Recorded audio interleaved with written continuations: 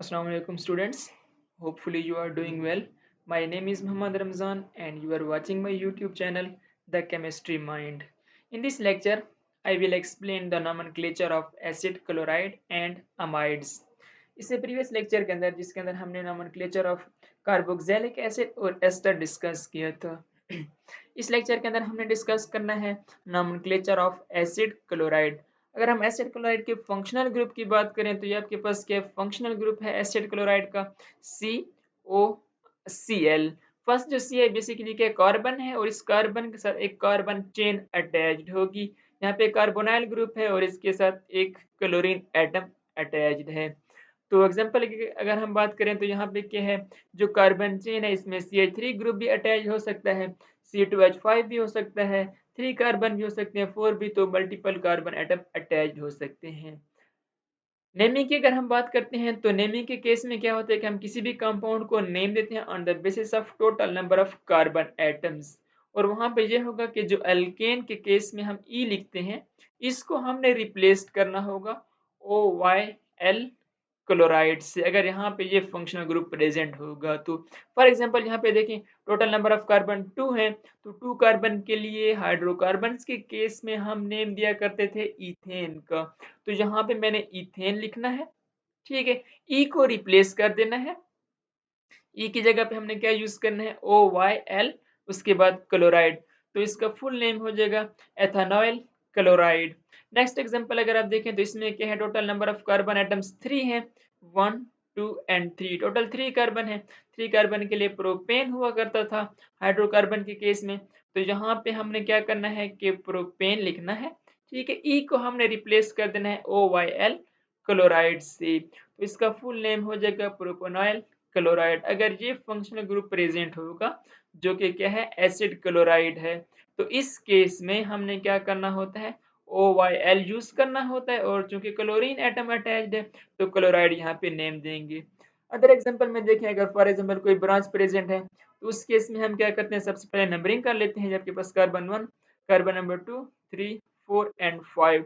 तो सबसे पहले हम नेम देते हैं ब्रांच को और ब्रांच कहाँ पे प्रेजेंट है कार्बन नंबर 4 के साथ, तो मैंने यहाँ पे 4 लिखा। ब्रांच का नेम क्या है मिथाइल ग्रुप, ओके। उसके बाद टोटल नंबर ऑफ कार्बन 5 हैं तो ठीक है ये मैंने लिखा 5 के लिए पेंटेन। ई को मैंने रिप्लेस कर दिया OYL क्लोराइड से तो इसका नेम हो जाएगा 4 मिथाइल 4 मिथाइल पेंटानॉइल क्लोराइड, ठीक हो गया। नेक्स्ट एग्जांपल अगर आप देखें तो यहाँ पे 2 ब्रांचेस हैं।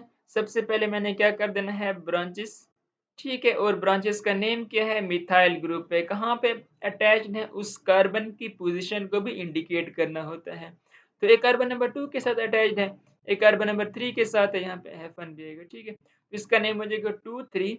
उसके बाद 2 मिथाइल ग्रुप है तो इस वजह से मैंने यूज किया है डाई मिथाइल, ठीक है। Total number of carbon again 5 है तो पेंटेन ई को रिप्लेस कर देना है OYL क्लोराइड से। वही रूल जो हमने ऊपर मेंशन किया है वही करना है कि अल्केन के ई को हमने रिप्लेस कर देना है, उसकी जगह पे OYL क्लोराइड का यूज करना है। तो जितने नंबर ऑफ कार्बन एटम्स होंगे उसी के बेस पर हमने कंपाउंड को नेम दे देना है। अगर ब्रांचेस होंगे तो उसका नेम सबसे पहले हम मेंशन कर लेते हैं। तो ये इजी है, शॉर्ट सा है। उसके बाद नेक्स्ट एक और फंक्शनल ग्रुप है जो कि आपकी बुक का ये लास्ट फंक्शनल ग्रुप है नोमेनक्लेचर ऑफ अमाइड। इस केस में हम देखते हैं कि सबसे पहले हमारे पास क्या है जो फंक्शनल ग्रुप है अमाइड का वो है CONH2, जिसको आप स्ट्रक्चर वाइज ऐसे लिख सकते हैं। आपके पास क्या कार्बोनाइल कार्बन है, ठीक है, C डबल बॉन्ड O है, उसके साथ क्या एक साइड पर कार्बन चेन अटैच्ड है और दूसरी साइड पर क्या है NH2 ग्रुप अटैच्ड है। तो इसको हम नेम देते हैं अमाइड का, ठीक है। एक होता है अमाइड, एक होता है अमाइन। अमाइन में यह होता है कि जो NH2 ग्रुप है, दिस इज NH2 ग्रुप, जब NH2 ग्रुप कार्बन चेन के साथ डायरेक्टली अटैच्ड होगा अल्काइल ग्रुप के साथ तो उसे हम नेम देते हैं अमाइन का। और अगर NH2 कार्बोनाइल ग्रुप के साथ अटैच्ड है, दिस इज कार्बोनाइल ग्रुप, तो उस कंपाउंड को नेम देते हैं अमाइड का, ठीक है। तो यहाँ पे फॉर एग्जांपल 1 कार्बन है तो ये आपके पास कंपाउंड बन जाएगा। नेमिंग के केस में हम क्या करते हैं किसी भी कंपाउंड को नेम देते हैं on the basis of total number of carbon atoms, ठीक है। अब इसमें क्या करना होगा जो अल्केन का ई होता है इसको हमने रिप्लेस कर देना है अमाइड के नेम से। फॉर एग्जांपल यहाँ पे टोटल नंबर ऑफ कार्बन कितने हैं, 2 कार्बन है। इथेन लिखना चाहिए था मुझे, तो मैंने इथेन लिखा, ई को रिप्लेस कर दिया अमाइड से, क्योंकि अमाइड फंक्शनल ग्रुप प्रेजेंट है इसके अंदर, ठीक है, ये फंक्शनल ग्रुप है अमाइड, तो इसकी जगह पे मैंने लिख दिया अमाइड।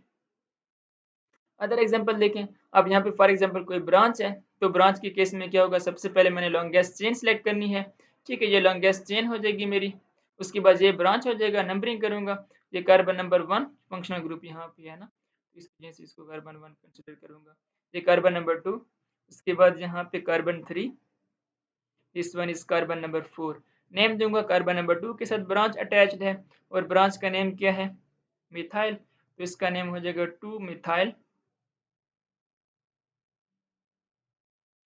उसके बाद है टोटल नंबर ऑफ कार्बन 4, तो इसका नेम हो जाएगा ब्यूटेन, ई को रिप्लेस कर देना है मैंने अमाइड से, इजी है, ठीक है।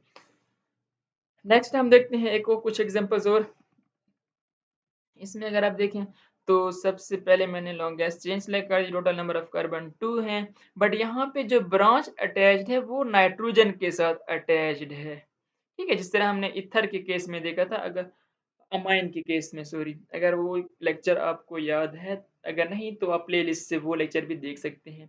उसमें यह होता है कि अगर अमाइन के साथ कोई ब्रांच अटैच्ड होती है तो नाइट्रोजन की पोजीशन को हमने इंडिकेट करना होता है। अब नाइट्रोजन के साथ अटैच्ड है, ब्रांच का नेम क्या है, मिथाइल, तो इसको मैं लिखूंगा एम मिथाइल, ठीक है, एन मिथाइल।